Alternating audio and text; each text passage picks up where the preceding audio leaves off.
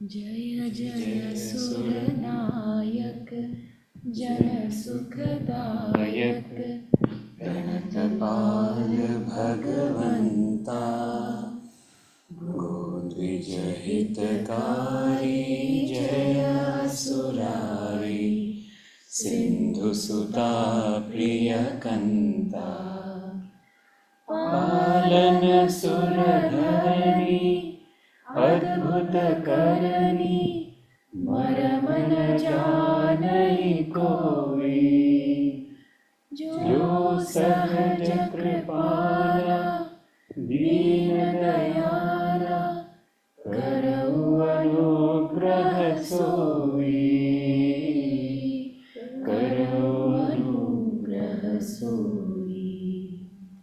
जय जय अविनाशी सब घटवासी व्यापक परमानंदा अविगत गोतीतम चरित पुनीतम माया रहित मुकुंदा जेहि लागी विरागी अति अनुरागी विगत मोह मुनि वृंदा निशिवासर ध्यावहि गुण गण गावहि जयति सच्चिदानंदा जयति सच्चिदानंदा।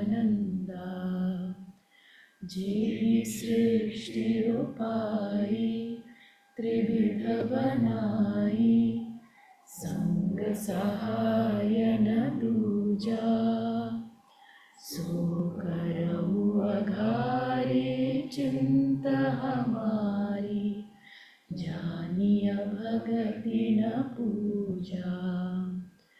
जो भव भय भंजन मुनि मनरंजन गंजन विपति बरूथा मन बच क्रम बानी छाड़ी सयानी सरन सकल सुर जूथा सरन सकल सुर जूथा। सारद श्रुति शेषा विषय अशेषा जाकहु कोई नहीं जाना दीन प्यारे वेद पुकारे द्रवहु सो श्री भगवाना। भववारिधि मंदर सब विधि सुंदर गुण मंदिर सुख पुंजा मुनि सिद्ध सकल सुर परम भयातुर नमत नाथ पद कंजा नमत नाथ पद कंजा। जय जय अविनाशी सब घटवासी व्यापक परमानंदा अविगत गोतीतम चरित पुनीतम माया रहित मुकुंदा जेहि लागी विरागी अति अनुरागी विगत मोह मुनि वृंदा निशिवासर ध्यावहि गुण गण गावहि जयति सच्चिदानंदा जयति Sachchidananda.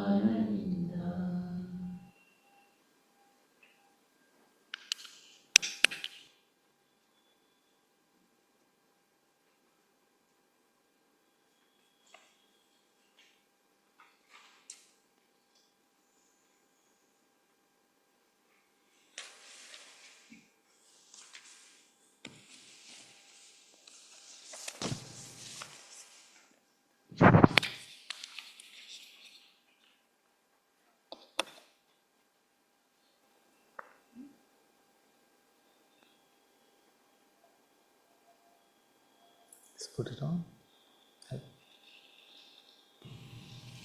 So, how do we turn our life situations and things that we go through, turn those around towards God? How do we go to meet God from wherever we are? First you have to turn the mic towards you. How do you do that? Like that. Okay. Like So, that? Yeah. yes. So how do we turn our life situations to bring them in a surrender to God or in service to God? Yeah. The one whose life situation they are, that one has to turn to God. Yeah? So, how did you turn the mic? It was upside down, then you turned it. See? Now, in the same way, where is our focus?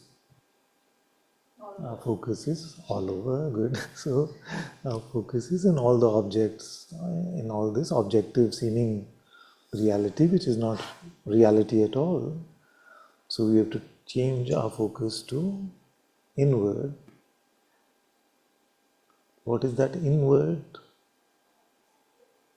Is there something which is beyond phenomenal appearances? And it can't be a something then, but we have to use language somewhere. Can we increase this volume a bit on the mic?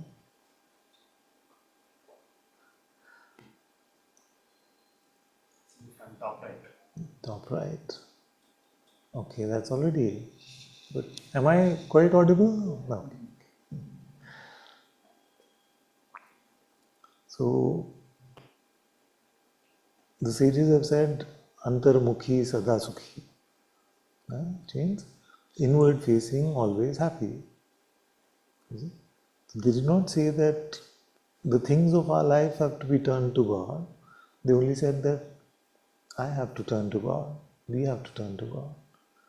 So how is that turning? What prevents that turning from happening? Like you have the intention to remain inwards. Then what happens?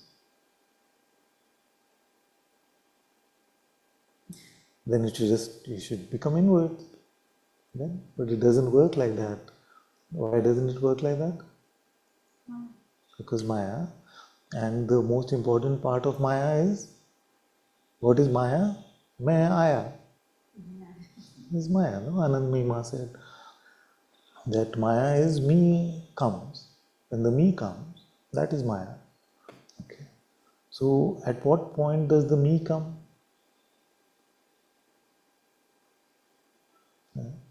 Is it always here? It's always here. Okay. Right now,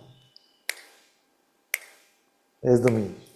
Don't think about it. Show me the me. Where's the me? Which one is you? Right now, which one is you? Which one is you? See? So that is not the me. The me needs you to put some work. Suffering needs you to put some work, strangely enough. Organically, it is not present.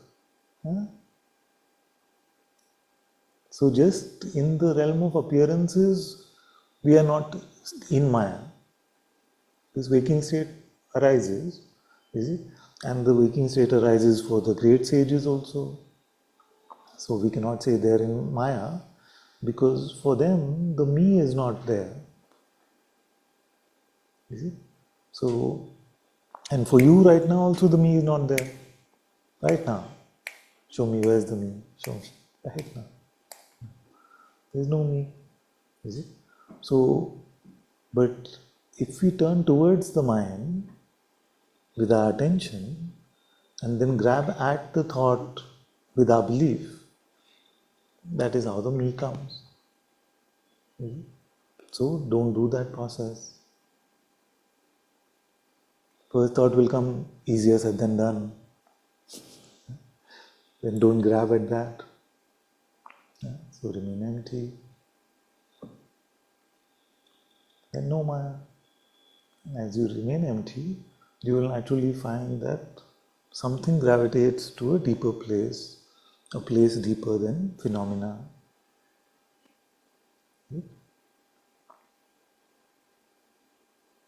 You come naturally into God's presence by remaining empty, and God's presence leads you to His Nirgun recognition, the shapeless, attributeless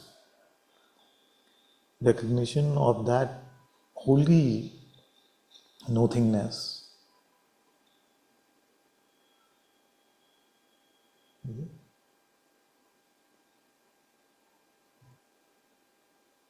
And that holy nothingness is the source of all fulfillment. Oddly enough, all fulfillment in our seeming life comes from that recognition, from that tasteless taste.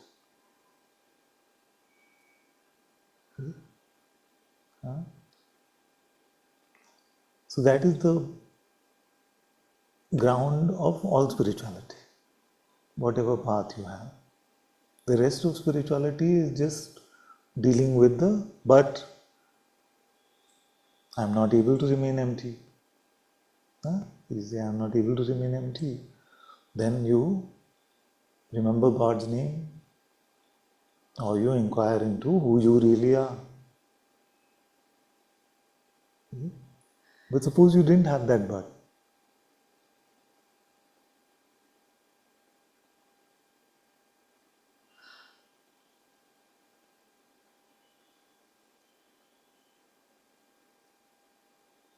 Where's the me?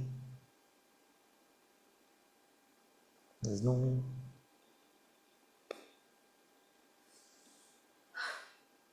And if you remain like that, an unspeakable magic happens.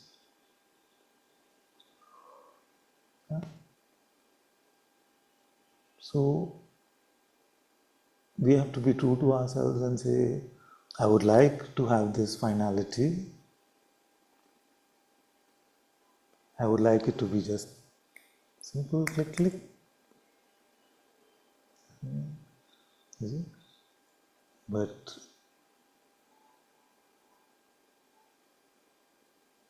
we may notice that we pick up our story, our narratives quite often, so we need some help.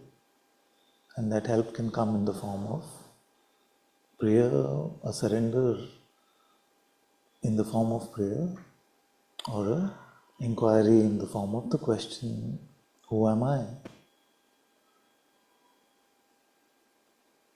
So, how does it work? Keep yourself so immersed in God's name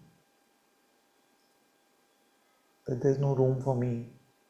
Because the sages told us the lane is very narrow. When there is me, there can be no God. When there is God, there can be no me. So use your prayer, or if you're not, you haven't started the Atma Darshan Samadhi prayer, then just whatever appeals to your heart. Ram, Ram, Ram, Ram, Ram, Ram.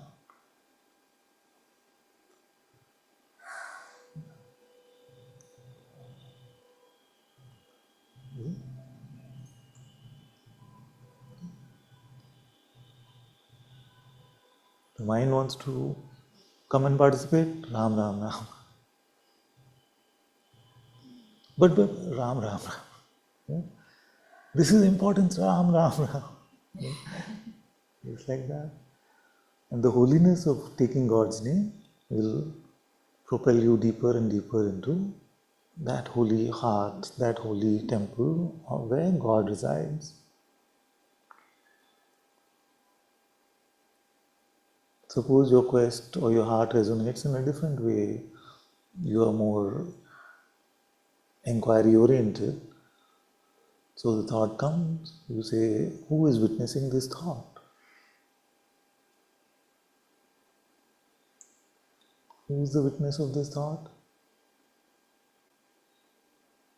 Who is witnessing your thought? Who is that?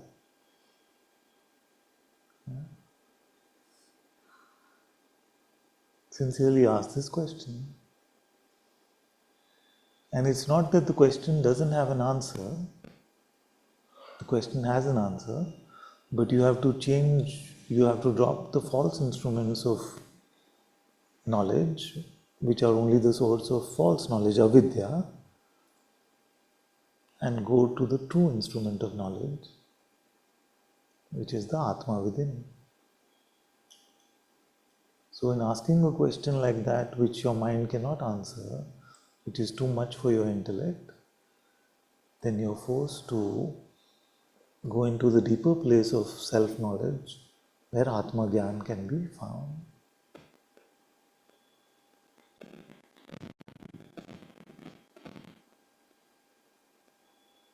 Which path should you pick? Whatever your heart tells you to.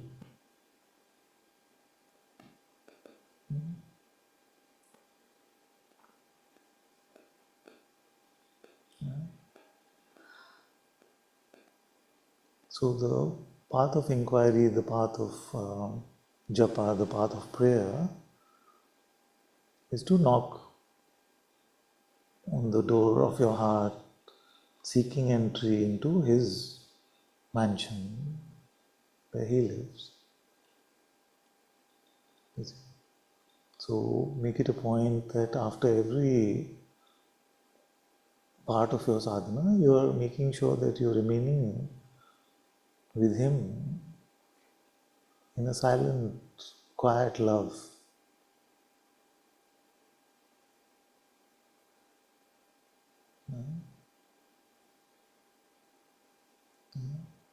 You prepared the meal through your sadhana, don't forget to eat it in the form of tasting God's presence.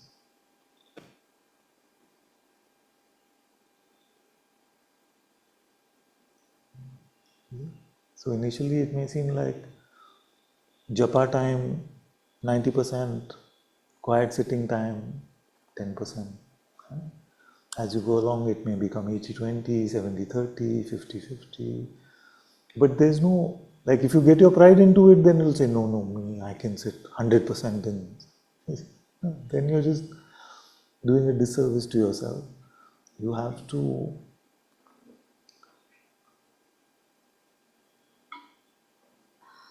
a sage said that, at least it works in the north like that, and we'll find the right reference for the south also, but that in the north you have to have roti in every meal, like chapati in every meal. In the same way, to remember God's name is your roti chapati. Don't feel like you have to be rid of it. Be true to yourself. There is no badge of honor to say, no, I have 99%, I will sit in silence. The remembrance of his name or the sincere inquiry into who you really are will give you the gift of the quiet presence, the quiet sitting in your heart temple. But don't make the mistake of rushing through that part of the process. Stay there. Even if you get distracted, return there. If the distraction is too much, return to your prayer, return to your inquiry. But stay with him in humility, with the attitude of the beggar,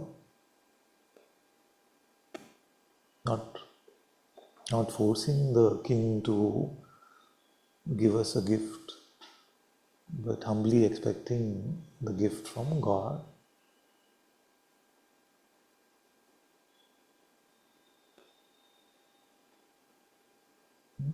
Did you get an answer in all of that long-winded stuff? Yes. Good to know.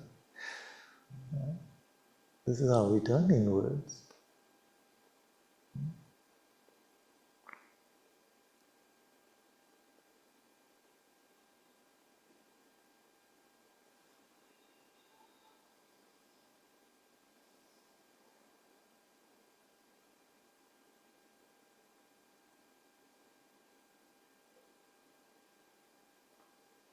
then the question can come that, but can I always be in prayer or inquiry? What about my job? What about my family?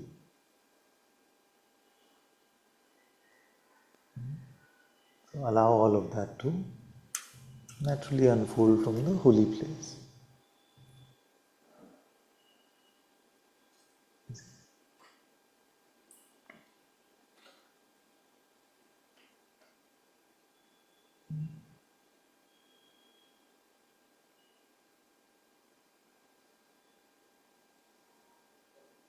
But we must take our time, 2 to 4 hours every day, to sit in this heart temple, immersed in a quiet love for God. Whichever tool we use to get there, it's fine.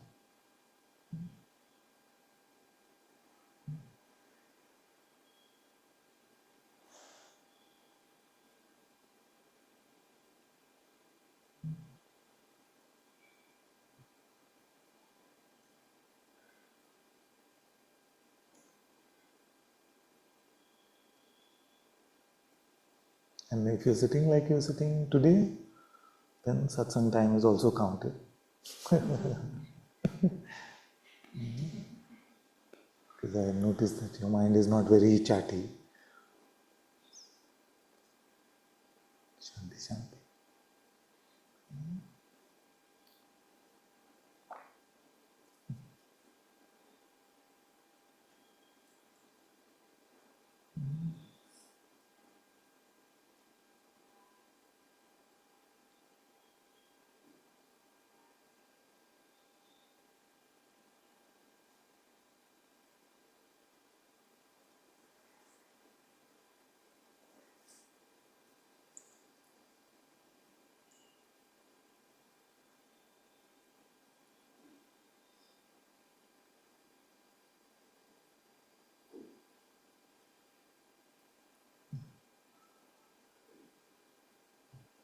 They say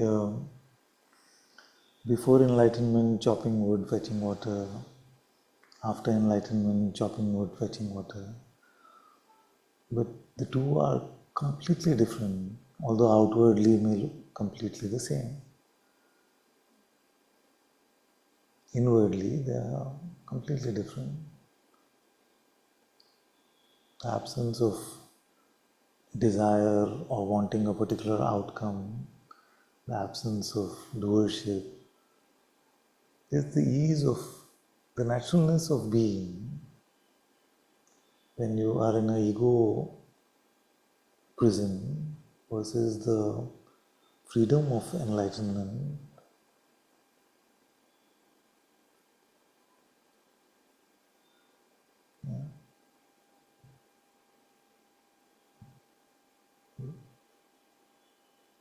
so the sages are trying to tell us that our outer life doesn't need to change, but there's a complete operating system override of the old way of operating into the new way of operating. From head to heart.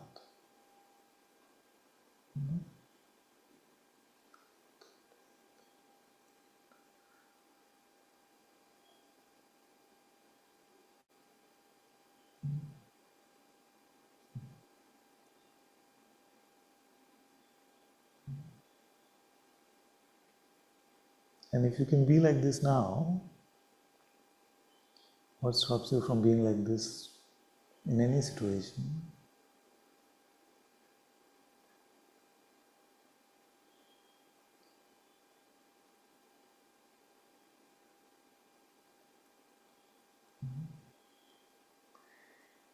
Hearing is happening, speaking can also happen.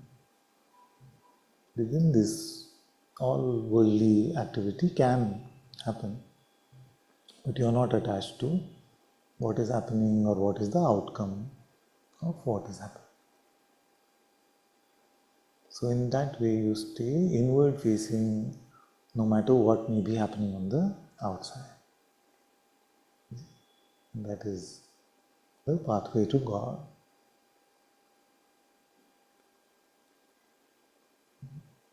So what are the exceptions that we should make?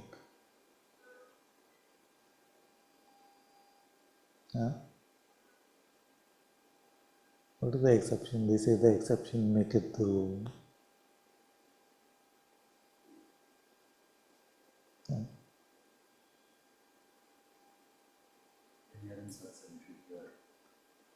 So hearing is happening, while being empty it's happening.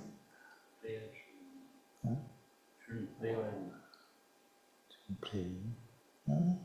So, if the fruit of prayer is our being with God, and the fruit of hearing satsang is also our being with God, then it's interchangeable in that sense. And you must come to satsang when you feel like the words of satsang or the presence of satsang brings you to this quiet presence of God. Only in that way is it satsang. To come to the satsang, the company of the truth, and only satyam shivam sundaram.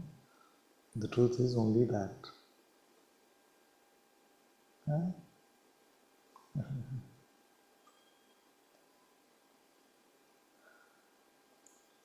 It seems that if there is any exception, Maya will find that. Yes. That's a very good point. If we made an exception, then Maya will find that for us and make us live through that.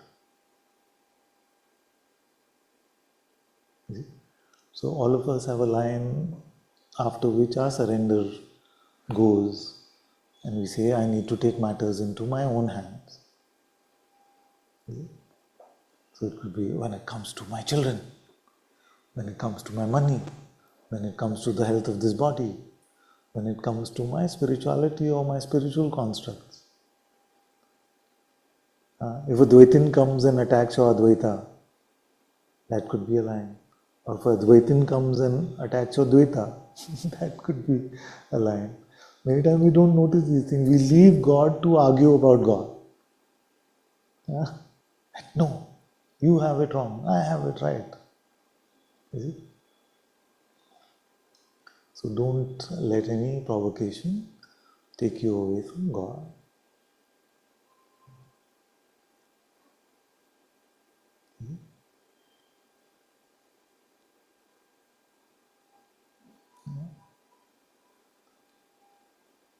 So simple like that. Empty, empty, empty. Then if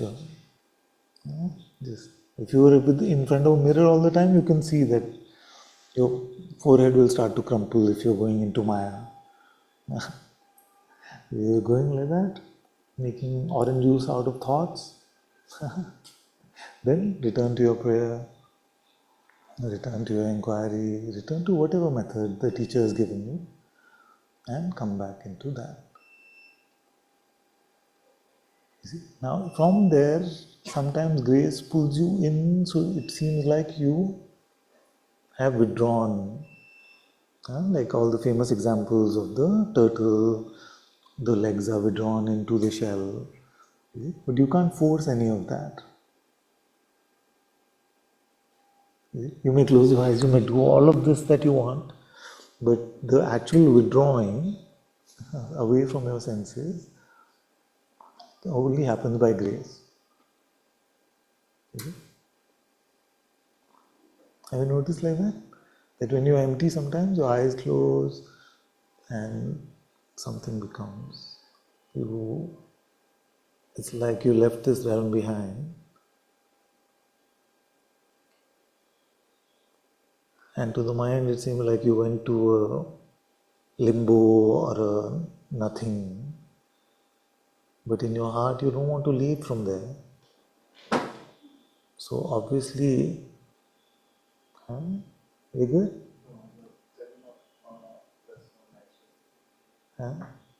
What do you need to do? Don't worry, what do you want to do? Shut the light or? This, for now it's alright. For now it's alright. Because without this it'll be fully dark. Ah, the smaller one, okay. Let's try that. Try the smaller one. Yeah.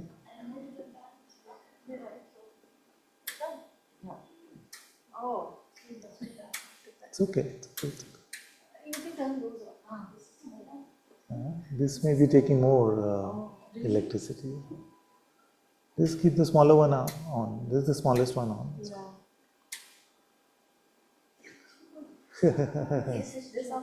you turn off and keep this on. The one here. Yeah, you can turn it on. Yeah. It's alright, it's alright. Don't worry about it. This is good. This is good. Thank you. So that it lasts a little bit longer. And you're able to hear what I'm saying also. Yes. Huh? I can hear you. I know. So this remaining in this holy place of the heart, to the mind seems like nothing is happening. It seems like an utter waste of time. But in a deeper place, you don't want to leave from there.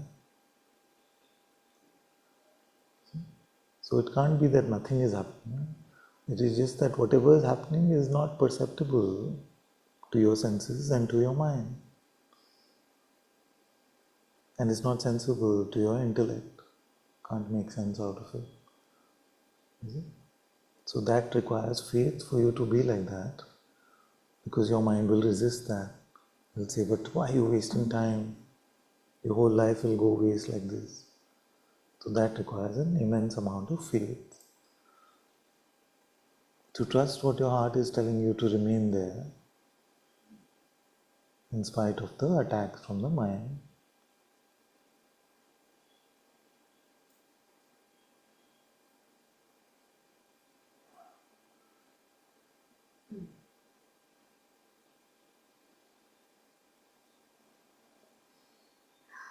So our remaining empty for God,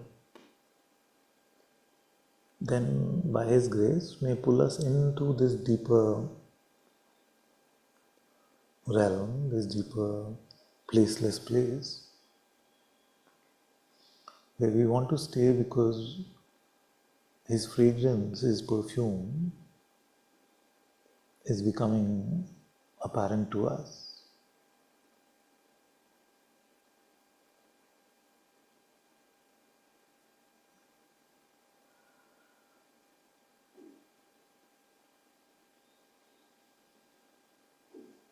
And if we keep following that fragrance,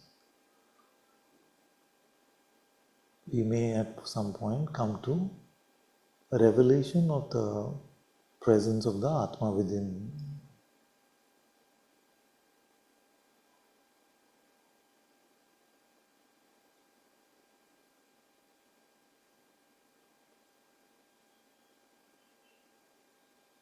And in the light of that Atma, we come to true Atma Gyan, leading to Brahma Gyan, the highest insight. But just by turning inwards, you're no longer grasping for any fulfillment or enlightenment or moksha or attainment of some knowledge. All of these desire also has to be left behind.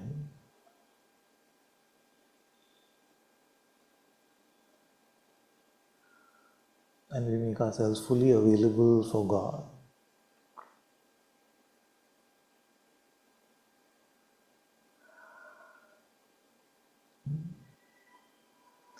Why do we want to be outer facing or believe the thoughts of the mind?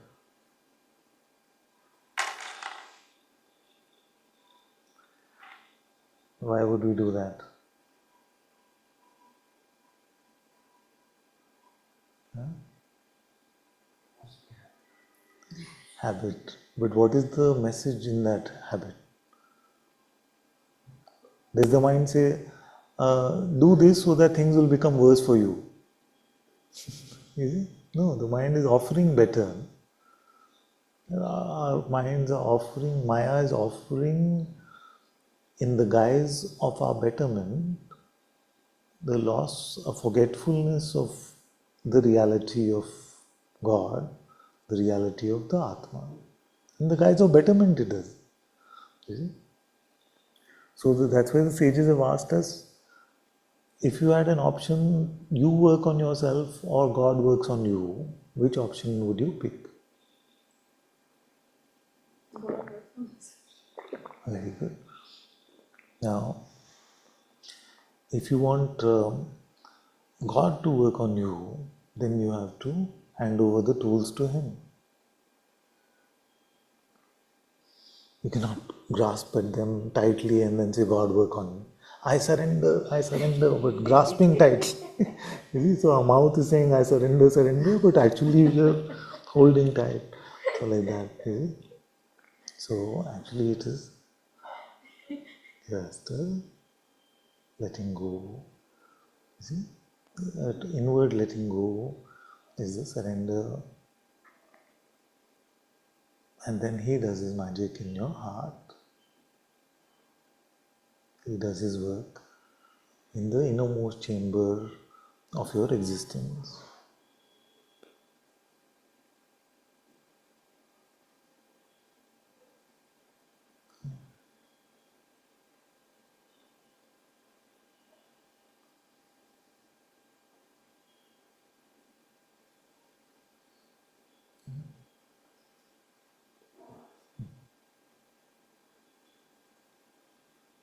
That is why letting go, in every tradition, in every spirituality, in every religion, surrender, submission, all of these things are important.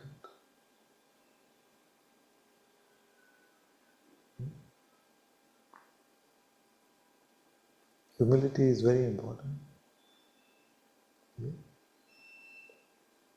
Because in pride we think we know what we are doing, where we are going, what is right, what is wrong. We think all of this in pride. In humility we can actually surrender. Does any of us actually know here in our heads where our life is going? Nobody knows.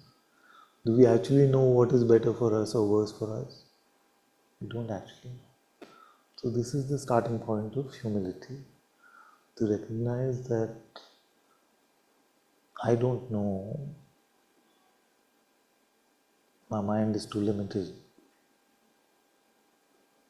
but the one that is running this universe, He is here in my heart and I can truly hand over my life to Him.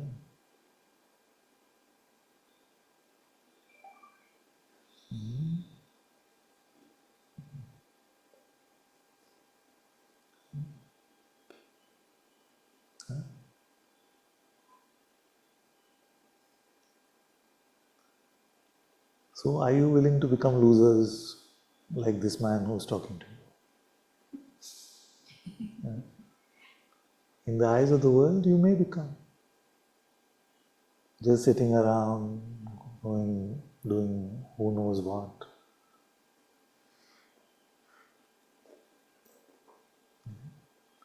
Try telling your friends and relatives about the heart temple and you're spending your life sitting in the heart temple. Okay? So it's possible that in the world's eyes you may become a big loser.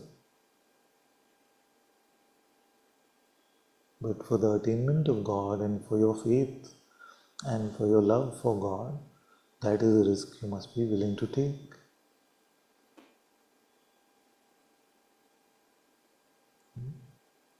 Can't ask for value in the world as well as humility in the heart.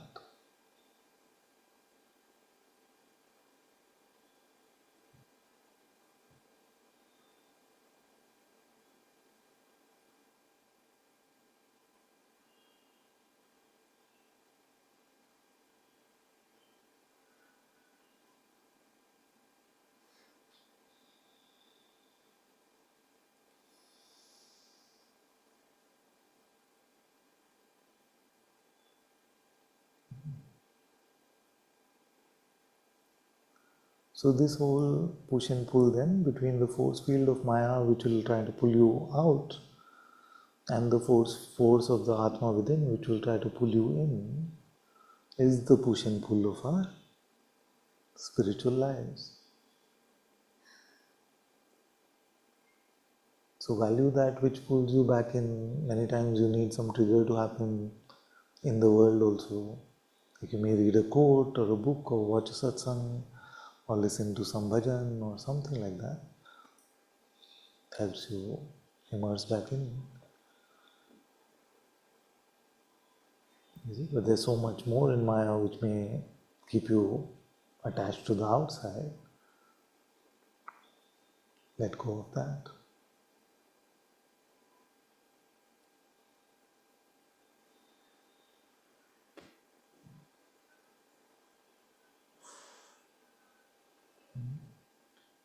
Only 60 years you have to do like this.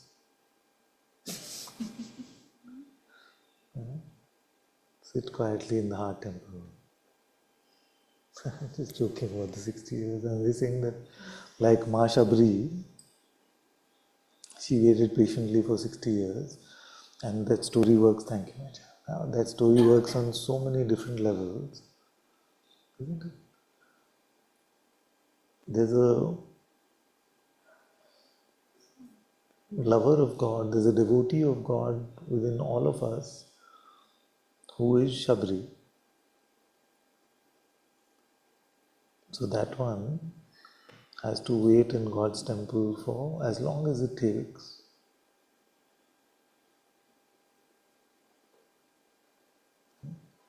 That one has to wait in God's temple for as long as it takes.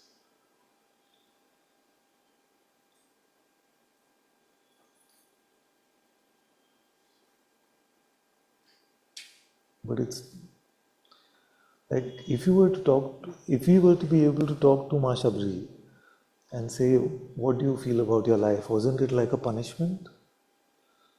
That for so many years, 50, 60 years, you went, put flowers for Ramji's welcome, got berries for him to eat every day, tasted each berry and the sweetness, to see whether it is worthy of offering to the Lord. Everything that we need to know about how to lead a life is contained in that story. Servitude to God, faith in His love, faith that He will not abandon us, be willing to stand alone. Her whole Sangha left. They all got moksha. The Guru said, you also come. She said, no, I know in my heart Ramji will come, so I will wait for him. Be willing to stand alone in your devotion for God, towards God. All of that. In one story, we have the full manual about how to lead a life.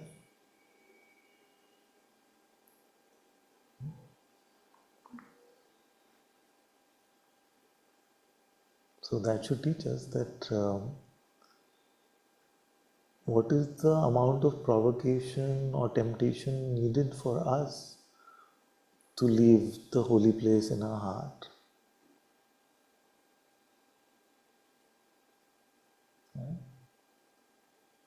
Notice for yourself. You're sitting there, your phone buzzes, ta-dang, something. You get a message, says, I don't like you. Is that enough? Let's leave God and let's fix this. A friend calls, they say, this has happened, you have to come, something either good sounding or bad sounding, and we quick to forget about God and rush into that. So that is how Maya works. It is said that Shirdi Sai Baba Ji, it is said that at one time he got a visitor who said that, this bhakta of yours, he is very unwell or she is very unwell, and you must come immediately. So it is said that even he for a moment got into this thing, into this mode of trying to do it himself. And then in an instant remembered, God is here, God is here. So returned to that and then proceeded from that place. So don't be so feeble in Maya that the slightest provocation makes you leave your love, leave God's light.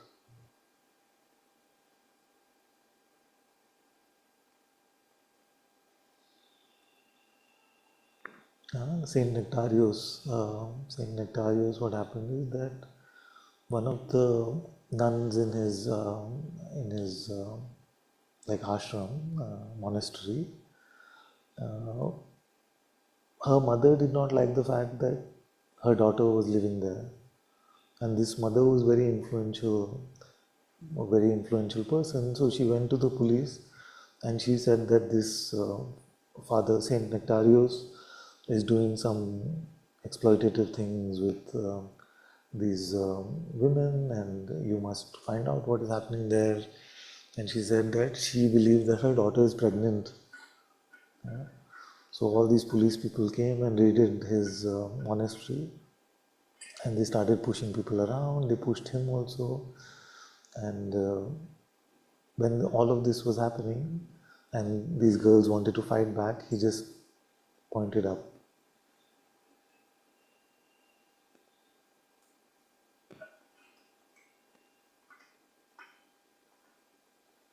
So such a great example of not leaving God's remembrance, not leaving His presence at the face of such strong seeming provocation that people are accusing you of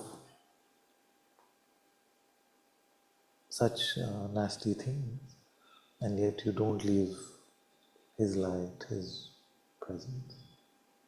So all of these are examples that we can try and emulate to the best of our ability, and try to emulate, fail, get back up again, try to emulate, fail. So that is the beautiful work of our life. It sounds oppressive when we put it that way.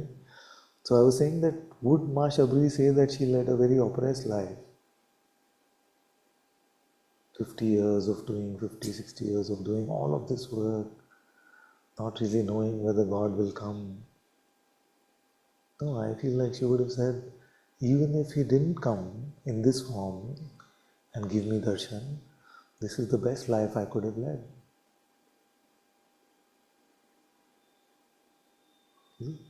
So, question this for yourselves. Is your spiritual life worth it only because of the pot of gold at the end of this rainbow? Or is it worth it in itself as well? Is every moment of that silent prayer worth it in itself as well? Or is it only about the prize at the end? Is it that kind of marathon?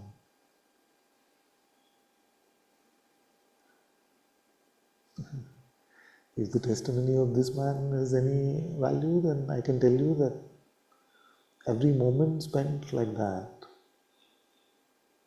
is worth a million things that the world may be able to offer.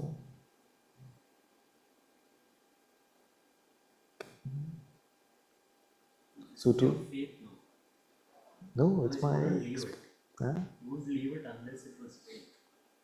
It is also experience in the sense that what I call the tasteless taste is worth the taste of everything if the world became a tiny ball for me to consume with all its pleasure compared to that tasteless taste of just that holiness, then I would not exchange that for this.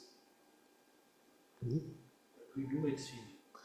Yes, we do exchange it because of our forgetfulness, our provocation, our being tempted. Yeah? So the hypnosis is a hypnosis of forgetfulness. No? Is it? The hypnosis of Maya works in the form of forgetting, isn't it? Is it? So when you buy into, believe a thought like we started Satsang, we forget God. So, but the hypnosis weakens every time you pick not to forget, choose not to forget.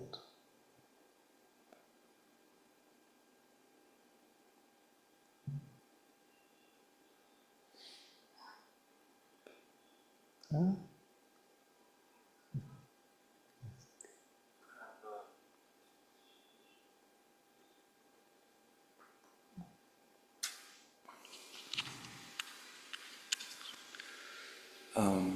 So when you ask the question, is it worth praying and being there This is for itself. for itself? And I have a hard time distinguishing, and obviously I don't know where there is, but the sweet so it's almost like it's an end in itself. That's a good point. And actually I spoke with Christina about Rumi and how his love for the divine, the fire of the divine, and it was an interesting contemplation on, I don't know how it ties into this, but just being so in love, and there's a pain in that, but that's separate.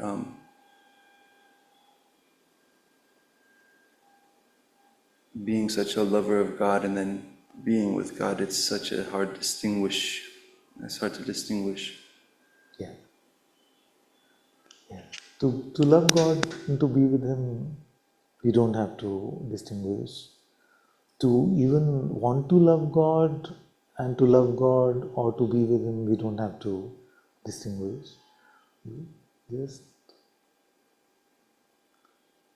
we fall into those traps of that which only can happen by grace. Then we take it on to ourselves. Is it? What can we do?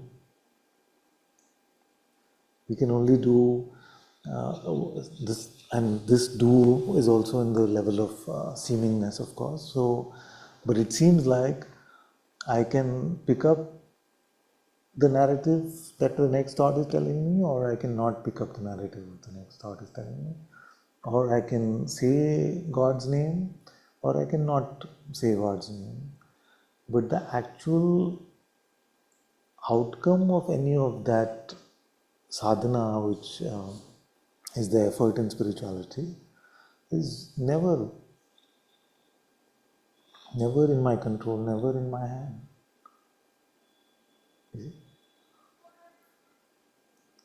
So that is why wanting to love God is as good as loving Him, because that actual production of love we can't do. We can just remember Him. And whether that brings us to the stillness, which is an effortless stillness,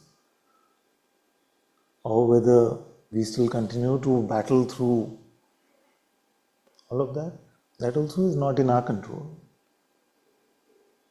So that power called grace has to do all of that.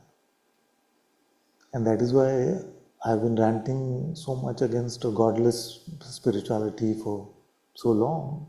Because in a godless spirituality, it becomes all about the power of my practice. How well I have done. But we could have done who am I 10 million times and have no insight. Because the insight will only come from His grace.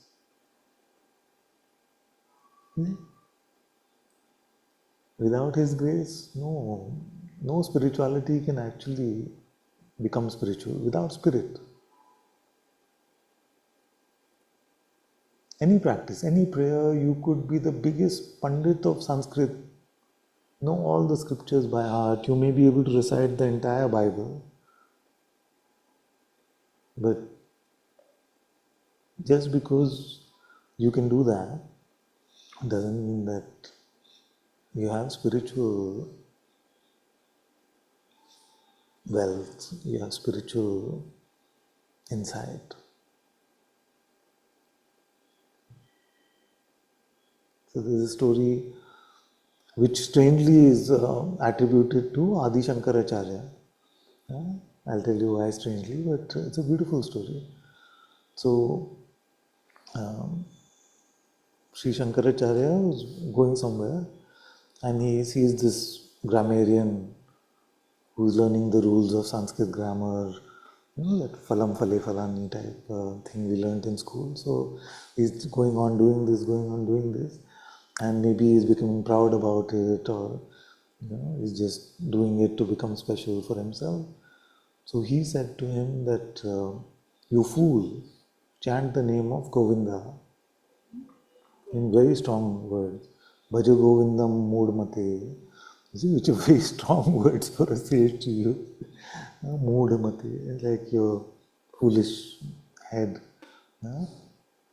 Chant the name of the Lord, remember Him instead of doing all of this. So which is, for that to come from Adi Shankaracharya, who has brought so much of this scriptural Advaita Vedanta, the best commentaries on all of the scriptures of Advaita Vedanta are written by him. For him to point that out is very important.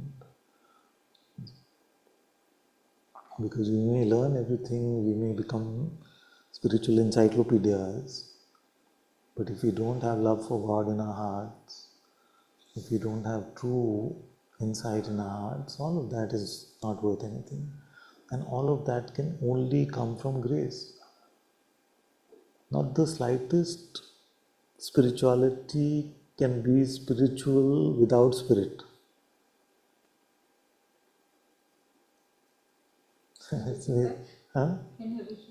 What I'm simply saying is that spirituality is not possible without spirit. You may learn all the spiritual texts, you may think that you're leading a spiritual life, you may wake up in Brahma Muhurtam every day, you may do so many things, and all of these things should be done. I'm not attacking the thing, but the spiritual outcome of all of those things is always in the hands of the Atma, which is spirit.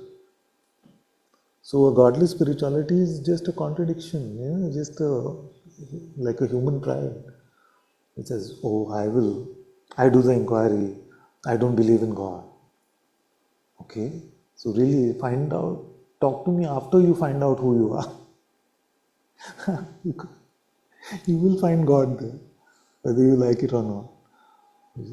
And will you find out without God's grace? Whose grace is that which has to work? Is it like chopping a tree? You say that 50 wags should do it, should chop the tree. You see, but spirituality is not mechanical like that. Otherwise we would have said 10 malas, 108 bar every day, 10 years, you are enlightened. It doesn't work like that. Because for some, one Ram is enough.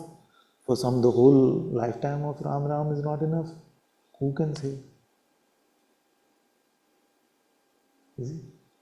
So our job is like Shabri to have faith, to keep offering ourselves every day, live in servitude to God, and when He has to reveal Himself, it's only up to Him. Father, can you give a version of Shabri doing what she did without spirit? Yeah? How would that look without spiritless spirituality, like what Shabri did? Yeah, that would mean like, okay, I have been told by somebody that if I taste these berries and keep them for Ramji for 50 times, then on the 50th time he has to come. I'm entitled to his coming because of what I have done. So what is spiritual pride? Spiritual pride is just entitlement. That I have done this puja, I know this thing, I've inquired for 50 years, I have been praying some stotram for 70 years, all my life. You see, all that is spiritual pride. But what about God's part in that? God? No? Just the absence of pride. No, just the mechanical way of then saying that, okay, how many times do I have to pluck the berries for Ramji to come? Oh, is it 108 times? Okay, so 108 times. 108 times he has to come. Like things of the world, no? How many times in a month do I have to go to office to get my salary? You go in all the working days, you have to get your salary, you are entitled. You see? So that is kind of what we take spirituality also to be. It doesn't work like that because he knows best. So godless spirituality is just like a fake spirituality which really doesn't have faith in spirit at all. It just has faith in our end of it, our seeming effort and our seeming action. Yeah? But without his will, you could be the most advanced practitioner of any spiritual practice, nothing is going to happen. And if it is his will, you could be the foolish beggar on the road. In your simplicity, you may remember God once and you may be granted the highest Brahma Gyan, the highest insight.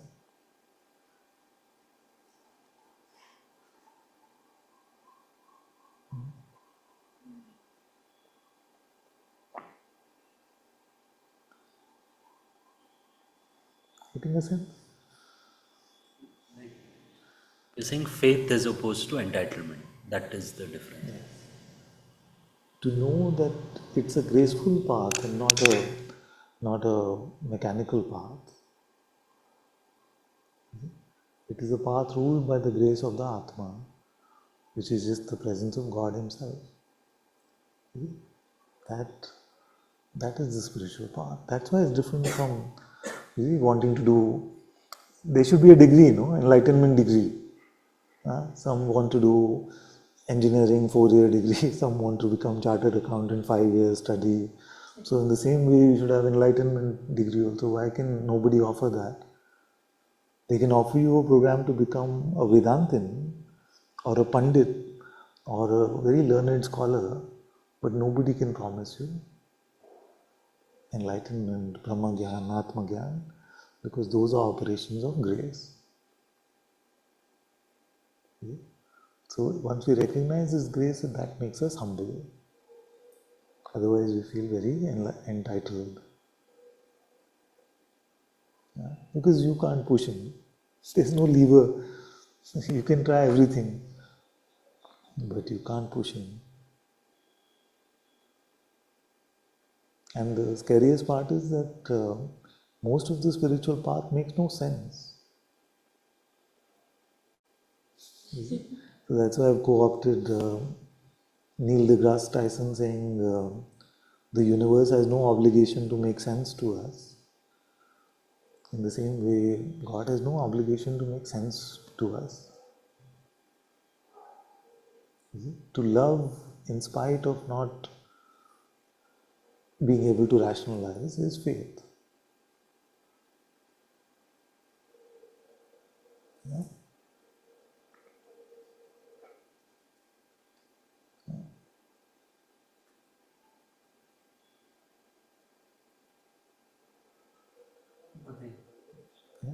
Like if you note down, like in moments where you feel there's been a lot of grace from God and you feel grateful, and if you note that down, and if can that help, like what did you just say? Just something you just said right now that brought up that rational. So that's a rational way to love God. I remember He's done all this before, and if I'd written it down and then I see it again and then I feel yes, I'm so indebted to Him, something like that. Yeah. That would still be like what would you say about that? I'm not getting the contradiction. Not the You're contradiction. saying that if I find a way to remember Him constantly, then that leads to love for God. Then is that a rationalistic view? No, you may remember, but if He doesn't give you the grace of love or tasting that love, then it's still grace. You could do whatever you may, you cannot remove grace from the picture.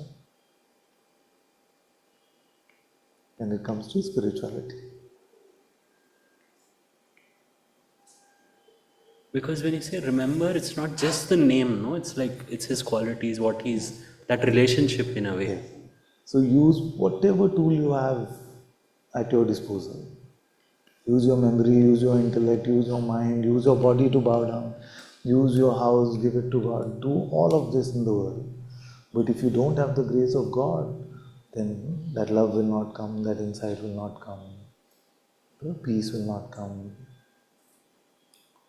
So you're saying do all that plus the faith in His grace. The reliance not on what we have done or what we can claim, but just a surrender to His grace.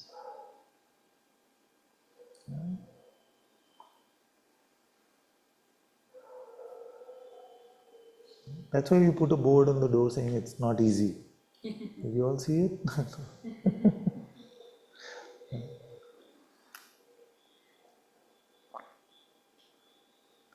Easy. But then you are stuck because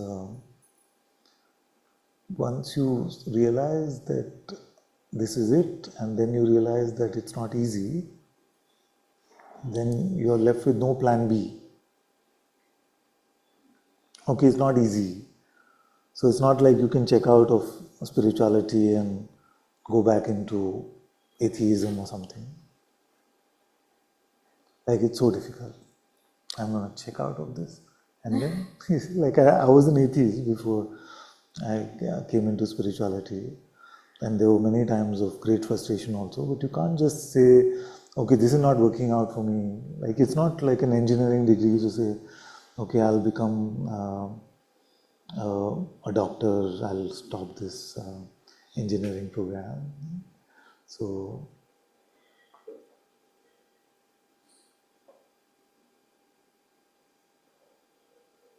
there is no plan B left.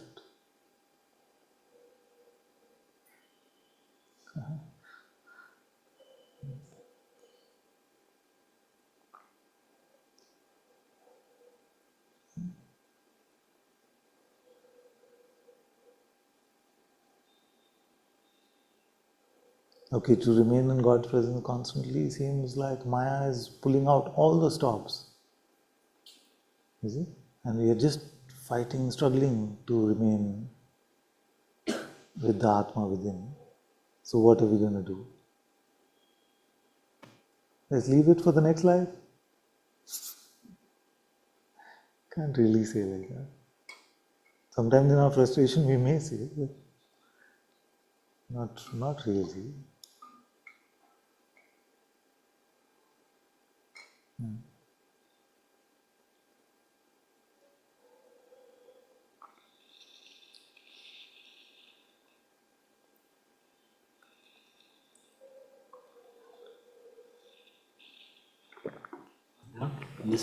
This faith in His grace also, that word used, that rationalization, no? It's like it's all previously He's done this and so,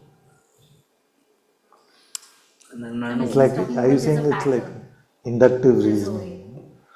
I feel like you're pointing to like an inductive reasoning which says that, okay, the sun always rises from the east, so then it will rise from the east. But it's not faith, it is just because I now can induce or I can deduce that it will come from the east. Experience. Like a development of trust can be because of experience, but a faith in a greater revelation or a faith in a greater love or a faith in a greater abidance or union with God can never be inductive. Because we never tasted that in the past. Never tasted in the past? In the past, what we are truly longing for in our heart, we have no real reference point about that. So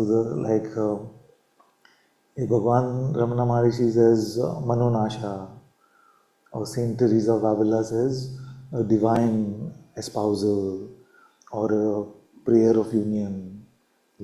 So all of these things, when we are exploring, we have not actually tasted, but we just need to have faith that God's grace is with us and He will take us into all of this.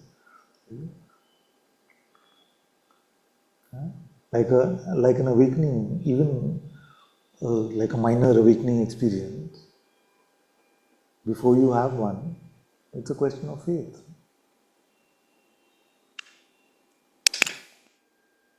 It's not inductive because you can say, okay, yesterday I had this really small one, then This morning it was a little bigger awakening experience. So then tomorrow morning I may have a really big awakening experience. Yeah.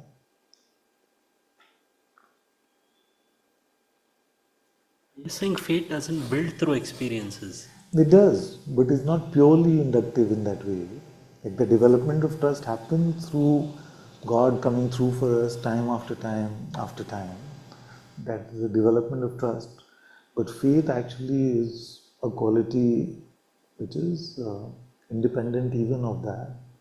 I mean, it sort of relies on it, but faith in itself is just so irrational that one day I will meet God and I will stay with Him. Just absurd.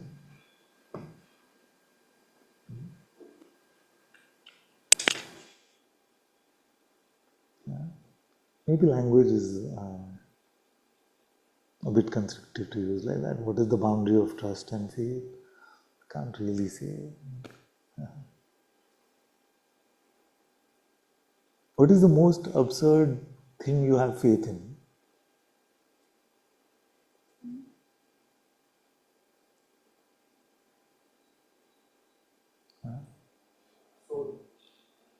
Huh?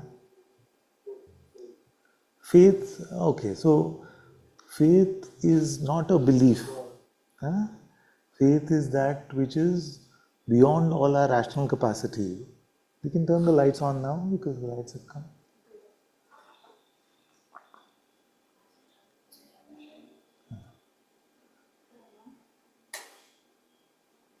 Even this way. So, our rationality tells us that, the sun, ever since I was born, the sun comes out from the east. So next morning I can pretty much plan on it being there. You see? So that's our rationality. We don't really know whether it will come, but because it has happened so often, we can use our rationality to say that that's how it's going to be. So in a way, we can trust that fact. Faith is like we're talking about Ma Shabri. She has had no experience of Ramji coming. She hasn't had no past where she can claim that he had come and all this happened. She's just purely living on that faith that one day he will come. I have to do my duty. Like a belief, but it's drawn more from something deeper in the heart than a belief. Our beliefs are actually very kacha. We believe something very strongly, then somebody comes and says, "You're all wrong, you're all messed up, this is all not right," like that. And if they're authoritative and charismatic, you may leave that belief and say, no, I believe in this. See? That's why 10 years ago you believed in something else. Today you believe in something else. They're brittle. Faith is a deeper construct. It's a deeper place from where you just feel like, no, I can risk my life on this. Your friends, your family may tell you, but are you sure you'll find God like this? No, I don't know, but I'll risk my life on this. See? That is a different quality than just a belief.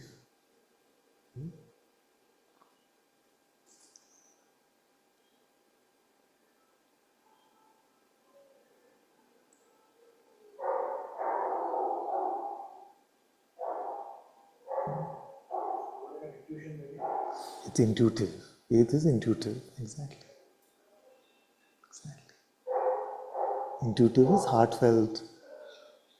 Intuitive is gift from Atma. The rationalization is gift from intellect.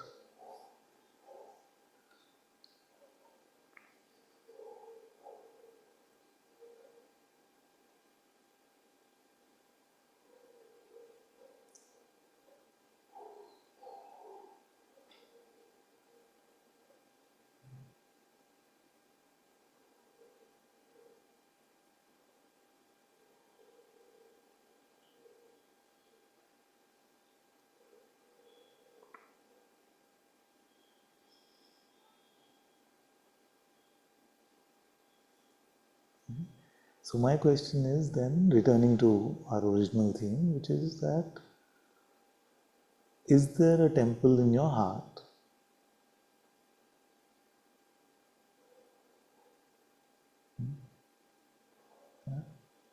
Is there a temple in your heart? No temple. Why is that temple important? Because you can rest there. Is there a resting place which is holy, which is godly in your heart? What do you feel?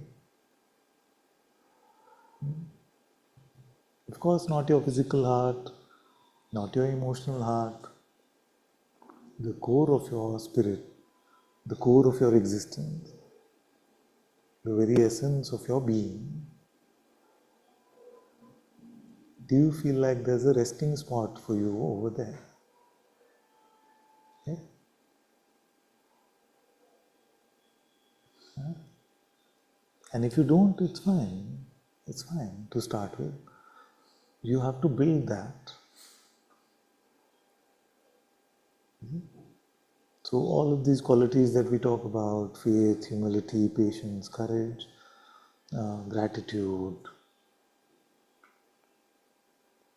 so many of these beautiful attributes, they become like the foundation for that temple. And your sadhana then creates the doorway, the brick by brick. Every time you remember God truly or you inquire sincerely, you add something to that holy resting place in your heart. This is the biggest gift you can give to yourself. Build that temple rather than building so much on the outside. Because then no matter what happens in the world, you can be at rest in His presence with your Atma within, which is the source of all knowledge, all love, all peace. So, the virtues of your life are like the foundation, and your remembrance of God, your sincere self-exploration are the bricks which allow you to then build this heart temple and for you to be able to sit quietly in His presence. Yeah?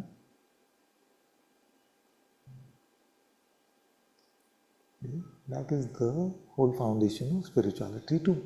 You have to live there to be with Spirit. Yeah?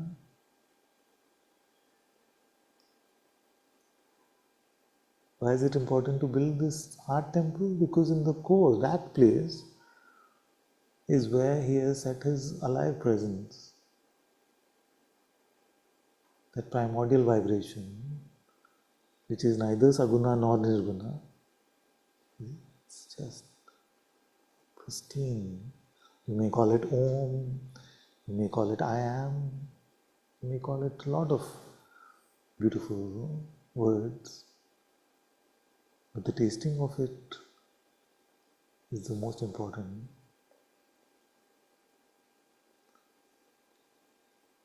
To be there.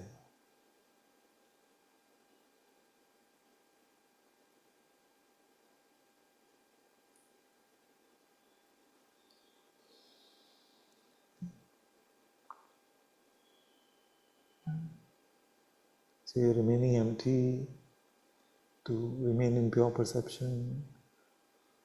It can lead you to that withdrawal, to your heart temple within. All of you visit that place. You may not recognize it at this moment, but all of you have visited that place many times. You're sitting quietly sometime, or you're listening to a bhajan, or you're even watching something on TV, and something happens, something touches you, and you just close your eyes, and maybe no experience is being felt, just a fragrance of some love, some peace, and you don't want to leave. That is the place that I'm talking about. And in our human condition, the mind makes us forget all those experiences very fast. Leave all, nothing is happening. Leave all, nothing. So, but if you start to pay close attention to your life, you will see that maybe on a daily basis you retreat into that holy place.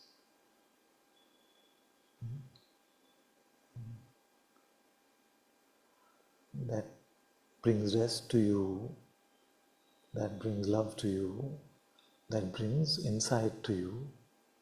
These are the gifts of the Atma.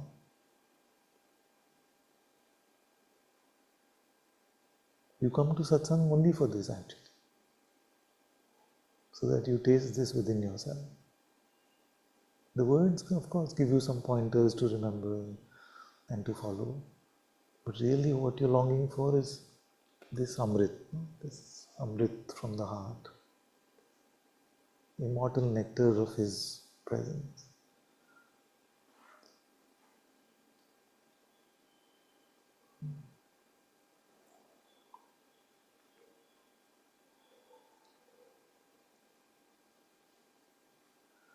So when our focus becomes God, we learn to become a little more attentive about our own life as well.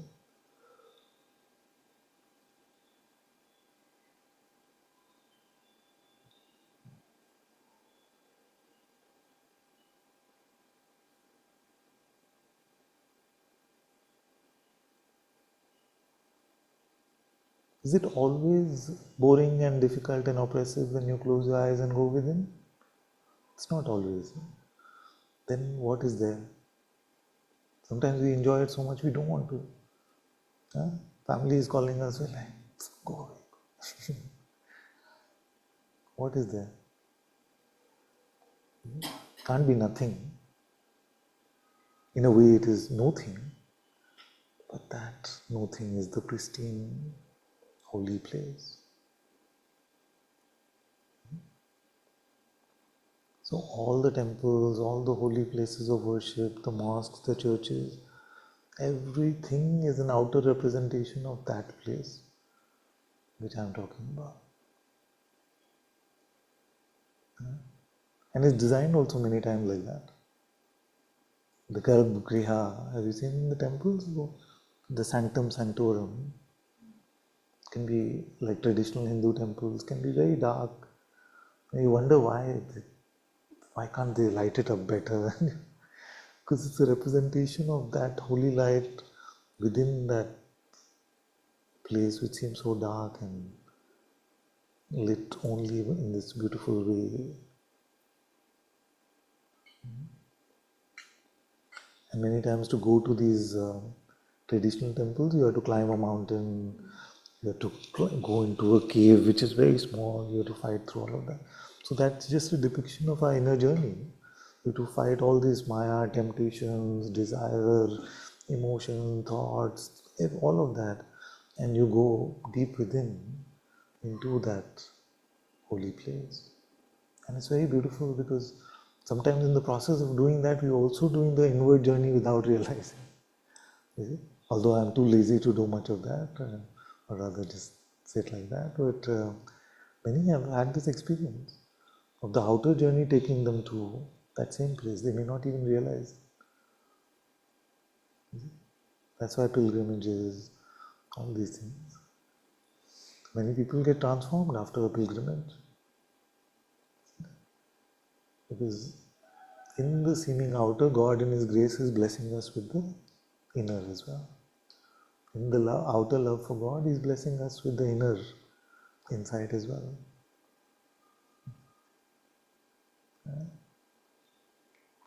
So don't go there.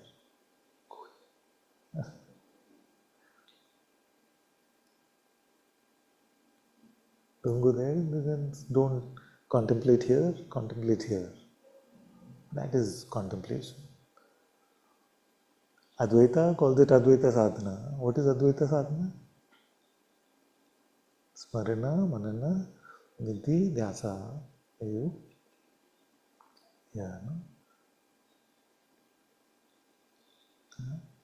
The Christians call it contemplative prayer. They're not sitting here contemplating.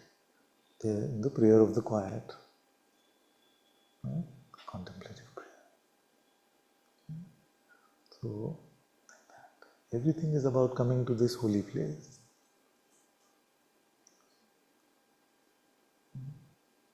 That is to be inward facing. I'm still answering your question actually. Every satsang is an answer to the same question. How do I turn my life inwards?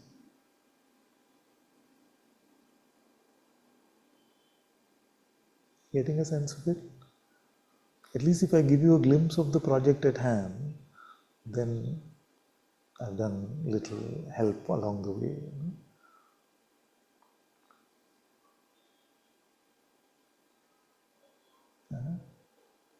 Because the spiritual project has become very confused in today's world. Like hardly anybody talks about spirit and spirituality.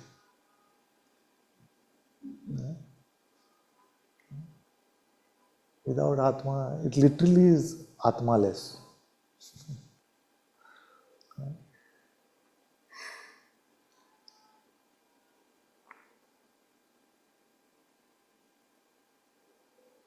Can you believe our luck that we have Atma which is guiding us along this path? What grace, no? The divinity of God's presence is guiding our path. Not one alphabet of spirituality can we imbibe unless it is taught to us by the Spirit. All spirituality is only taught by the Spirit. What grace that Spirit, Atma, chose us to be a disciple.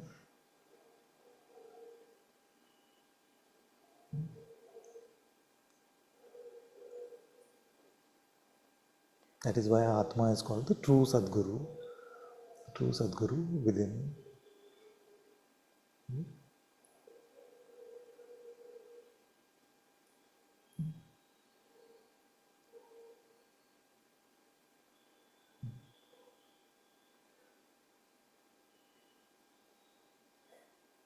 So Atma Darshan, the True Sadguru Darshan, happens in that heart temple. Don't go visualizing a temple, okay? It's not visualization. It's just an intuitive sense. If sometimes the visual helps you deepen into a non-visual place, it is fine. Don't worry about it, but don't get too attached to the visual itself.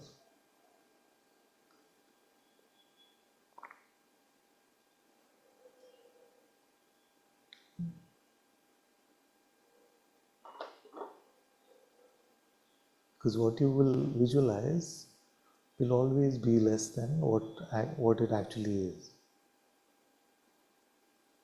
Our visualizations cannot lead us to, cannot accurately depict the reality of this intuitive insight. What your heart will show you will always be greater than what your mind, imagination, intellect can show you. With me in this project?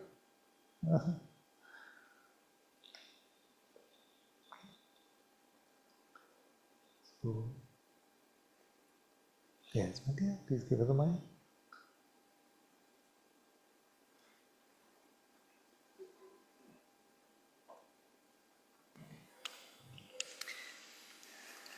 I'd like to ask you about the spiritual heart. Spiritual heart. That you also, I see, referring to this area, Yeah. but even it's not a physical place. It's not physical. Is it something to be focused here, or the core of our being can be anywhere where we are sensing to? The most common experience of this holy place is in the heart area.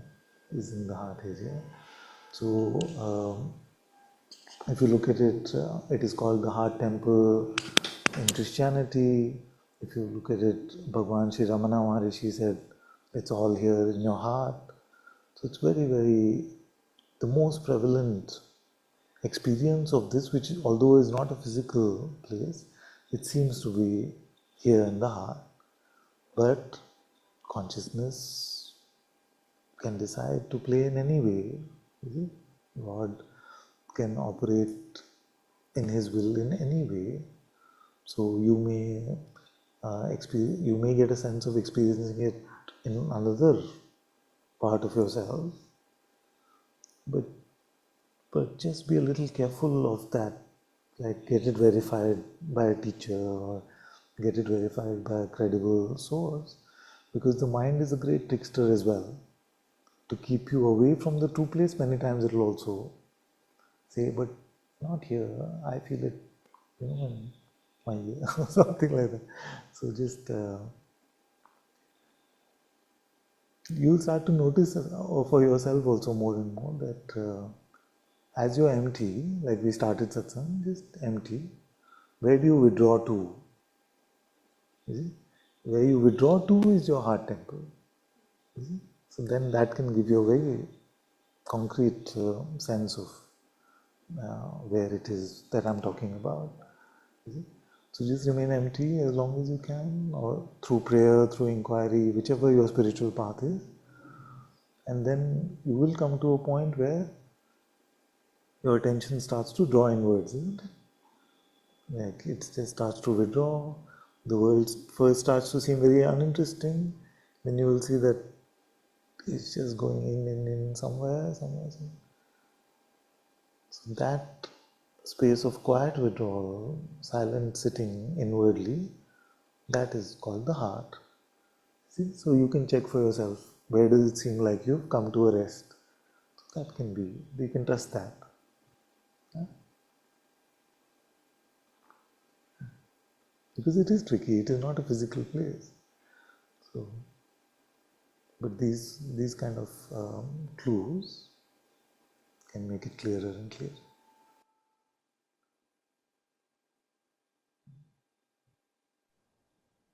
Father, Yes. Yes. hi. Hello. Yeah. I just wanted to come and express my gratitude with you and with God.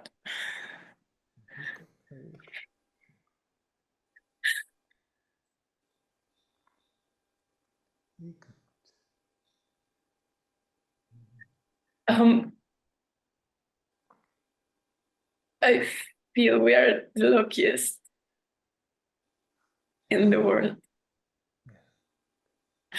And there's nothing to complain anymore. I mean, to be complaining constantly, it is, I see that everything, I mean. That's a very important point. It's a very, very important point you're making, that all of this, which I'm telling you as your reality, even if we are not rejoicing every moment, which we should be actually, every moment of our life, knowing the fact that God is here, should be a celebration. But instead, when you first get into this trap of constant complaining, which then basically is saying that all this talk of God is not true, that He is actually not here, and that's why I am left on my own, and that is why I can constantly complain. So this is very, very important point, that we are the luckiest, because although everyone has a temple in their heart, very few realize the sacred pathways to get to it, and the sacred way in which we can live there. And we are being blessed by the Atma, the Holy Spirit itself, to show us this beautiful pathway to be there. And of course, spiritual frustration will come. Sometimes all this complaining will come, but those should become very rare, because our life should be a celebration that we are the luckiest. We are the most graced ones, that this pathway has been opened up for us, which seems so close to most of our brothers and sisters. It's a very important point. Yes, everything is for our growth. And sometimes I see, I've been seeing that wanting the things to change, no? And to expect for that to happen fast and as the way as I want. We're missing all the process or missing all that we gain during the process, that it's of way more value than what we expect, you know. All these qualities, all these virtues that you've been talking about lately, you know, we actually are developing them if we just stop trying to change or wanting the things to be different, or just be so arrogant, you know. Impatient. Yeah. Impatience is a sign of lack of faith, that actually we are saying that we know better. God is not really actually here. He does not actually really love us. He is not taking care of every step, every experience of our life, every heartbeat. So, in this one simple seeming impatience with God, we forget all of His attributes of loving us so deeply and taking care of us as the most loving mother, making us sit on her lap and nourishing us in every way, every moment. It is very true, very true.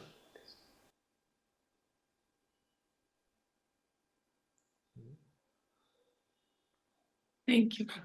I'm just so grateful and just love you so much. Love you so much. Thank you. Bless you, bless you. Very good. Let's see.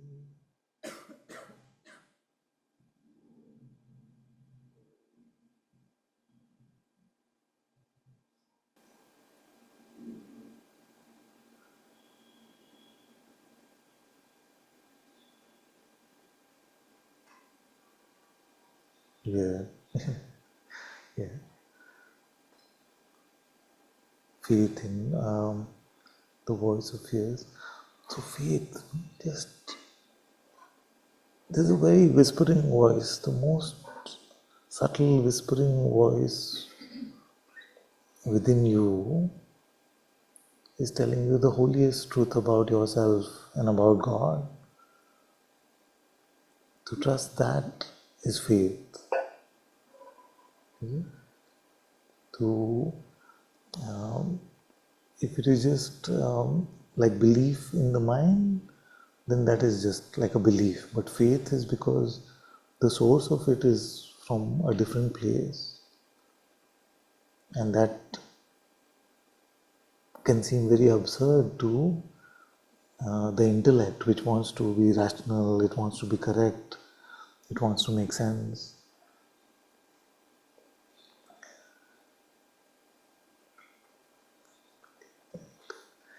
Okay, let's go to Adrian.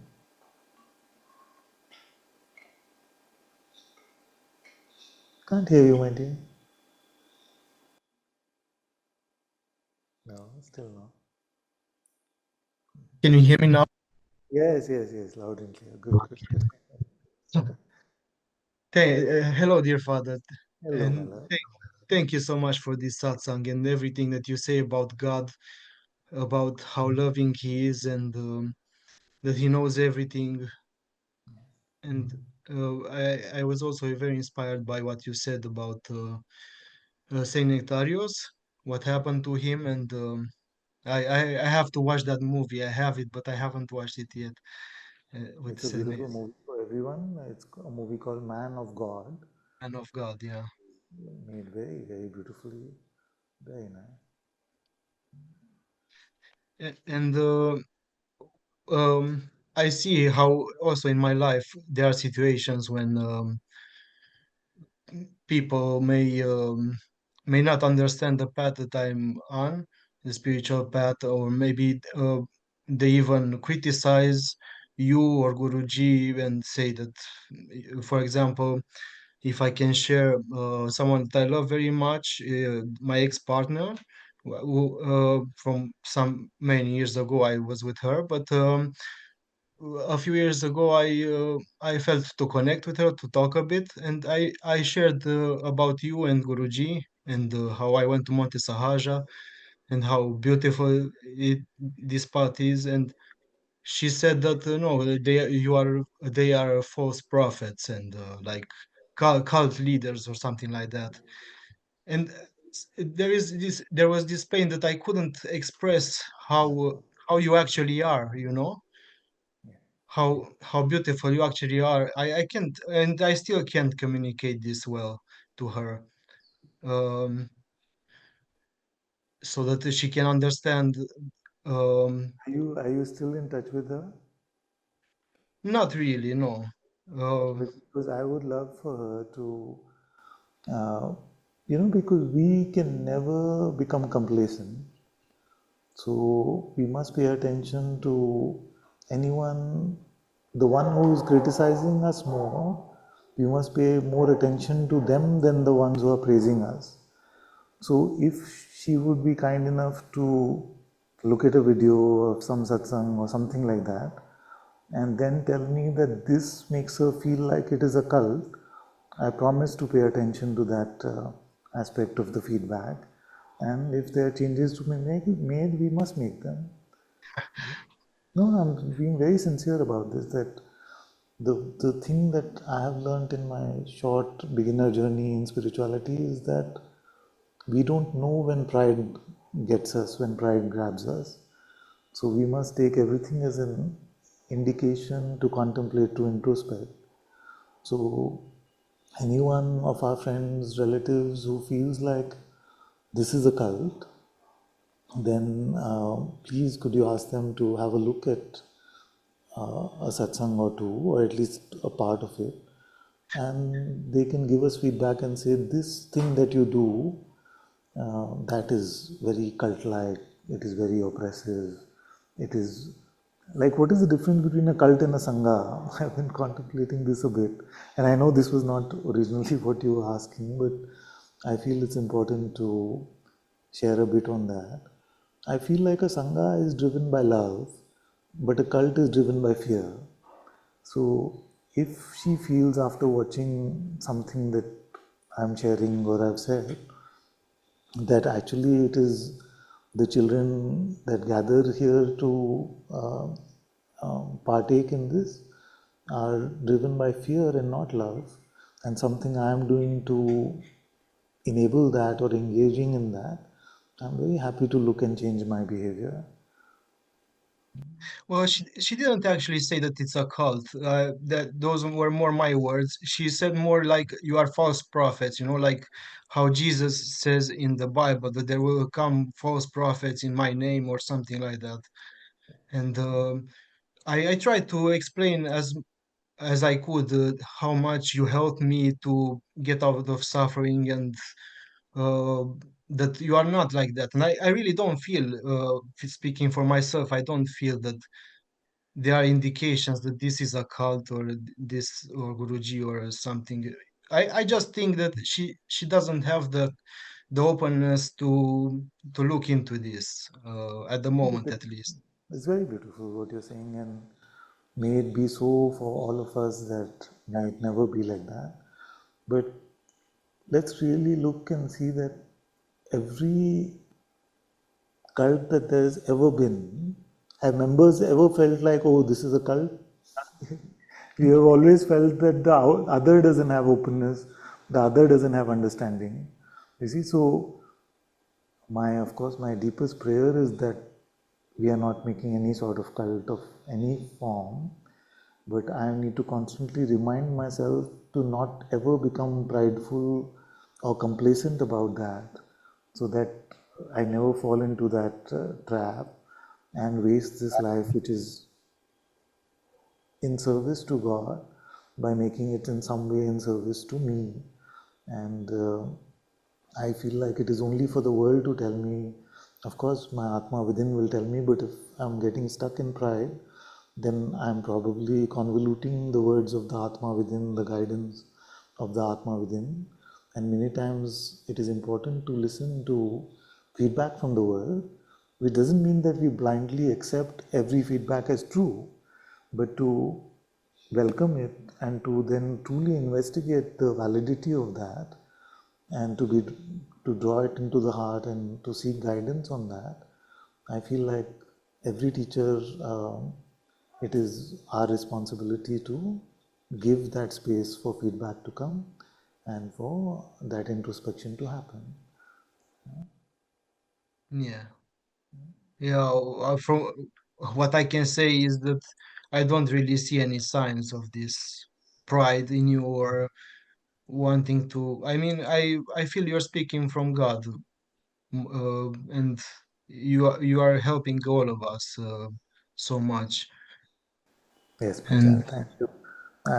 You're very kind, and but I have told all of you also that I'm continuing to work on the pretense which still exists over here. I don't find myself a truly transparent instrument of God. I feel many times an Ananta sort of filter comes, a teacher sort of filter comes. So I'm working on it constantly, and feedback really helps me to spot. It's like somebody giving me a gift saying, I notice that this is where you get stuck. So I look at that as a gift because it is so beautiful that maybe something is a blind spot for me, but a child sees it, or a friend sees it, or somebody with more experience in this way sees it. For them to point it out is very helpful along the way, and maybe always be open to listening and never feel that we can't be doing anything wrong, because I'm sure actually that I do many, many things wrong still, so I have to work on those things. And there may be many more things that I don't even know they are blind spots. So we must always welcome that. So if you ever speak to your friend again, give her my invitation to watch this satsang or some other satsang, and I'm happy. I'm happy to.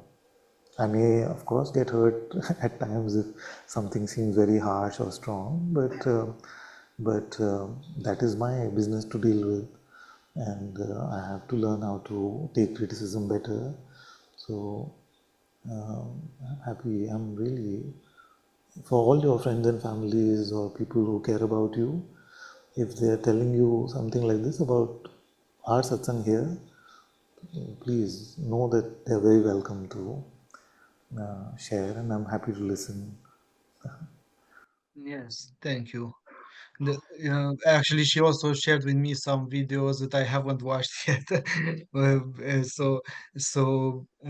More from the Christian side. So Can you send me? yeah, uh, what she sent to me. Yeah, I can.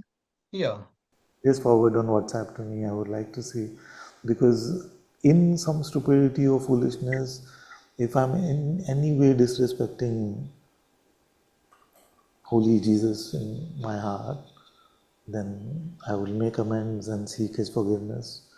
So please share those with me as well. yes, thank. Okay, and and thank you, thank you. I really like this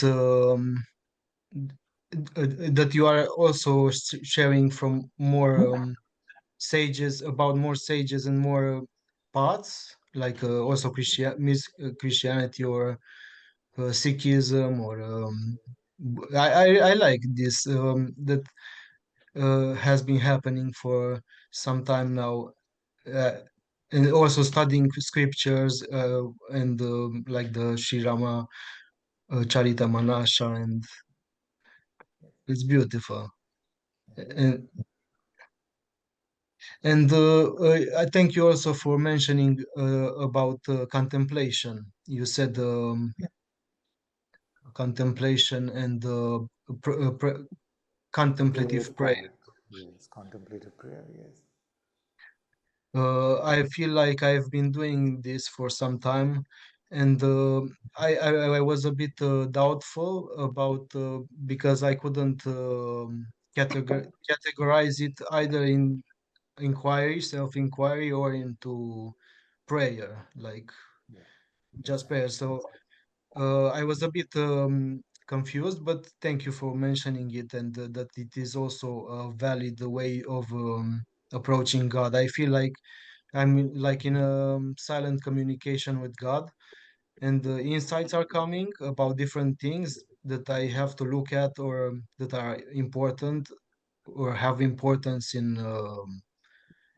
my vasanas or my attachments or things like this. And yeah. Thank you for that. I'm actually finding that among all the pathways to God, the differences are usually very tiny and mostly just in language and things. So if you compare, say, contemplative prayer, so contemplative reading, for example, as opposed to Advaita sadhana, both seem like the same. What you're supposed to do in Advaita sadhana is to hear the words of scripture or the sages, then contemplate it with the intellect, and then allow it to deepen into a deeper heart contemplation where you're mulling over it in your heart, so to speak, and then that leads you to a silence, like the prayer of the quiet and open and empty. So whether it is Zen, whether it is Advaita Vedanta, whether it is Christianity, whether it is Sikhism, whether it is Islam, and I need to study more in terms of Islam, but all of these ways, like the way of the Sufi, definitely is so similar to what we are talking about. So I'm finding that really the distinctions based on religion are mostly geographical and cultural, and now with this world becoming so close to each other, all of these differences should not affect us in the strong ways that it does. It is really very, very similar in all the paths. So same way for all the contemplative paths. You turn to the silence in your heart using whatever spiritual tools have been given to us. Like if you read Madame Guyon, I don't know how to best pronounce that, talking about contemplative reading, it's like almost like an Advaitic sage talking. And I was listening to another saint, and their whole passage was just pure. Like you could not tell if it is Bhagavan Ramana Maharishi or that Christian sage who's sharing that about beingness and the reality of God's presence. It was just so similar. So at the root of all of it, it has to be the same because it's the universality. I was joking with someone saying, is is my Atma because I am a Hindu and your Holy Spirit because you are a Christian? Are they going to be two different things just because we have taken on different religion? That cannot be.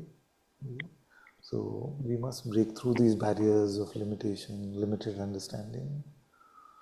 And the other, sorry if I'm rambling and ranting about this, but the other approach which then people take is that we say that let's make it universal in the sense, let's not say God, let's not say Ram, let's not say Jesus, let's not say Allah, let's not say Vaheguru, let's say some generic word which makes everything seem like a force of nature or a force field instead of actual loving, living being. Yeah? So that also I want to fight in some way that the holy names of God, the holy living presence of God, we cannot make it like gravity or electricity or something like that, just a force of nature. So we can take universality too far by making it like that, or we can make it too like only my path is correct or valid. Yeah, You know what I yeah. mean? Yes. Like these last days, I felt so much peace and love. I don't know why and how, but I felt some contentment and in my heart, to rest in my heart. And sometimes, sometimes last evening I was sitting in my bed meditating, and I could hear this. It's like a spiritual experience. I was hearing this vibration home so loud in my room. I don't know where it's coming from, but I feel like it's auspicious in a way. It's a help from God. It's a help. Very, very good. And there are some ones who are not everybody is divisive. Like we met a priest in a church close by, and we had a bit of a conversation about things. So at the end, I just said, Father, would you say that there's a distinction between that which you call Holy Spirit and that which I call Atma? And he said, no, there is no distinction. Was I he think, Indian? yes, he was an Indian priest, Goan descent, from what I understood. But you have a valid point there. But at least this much is good for some signs of hope. That because for me it'd be so absurd to say no, your Atma is different from my Holy Spirit. It's just such a strange sort of view. So I'm so grateful that he didn't take that approach. Yes. Right. I see a lot of hands, but I'm Thank going you. to promise to God that we will read the Ramcharitmanas every day a little bit. So let's not delay that for today. I'll make up for all of you next time when we meet. So let's read at least a bit of the Ramcharitmanas every time, so that we don't undervalue that beautiful gift. Thank you, Father. And sorry if I took too long. Oh, sorry. Thank Bless you. While we are setting up for the Ramcharitmanas, did you all see an interview of Pope Francis where he went to an interfaith religion conference, and he said that the God of all religions is the same, it is the same one. And that was such a courageous, beautiful thing for him to say. And he's getting a lot of flack on YouTube and many platforms for that statement. But I was very touched that the Pope himself can confirm that the God that all of us pray to is the same one God, which is strange that we need to be in this century to say that, but still it is progress. Still it is progress.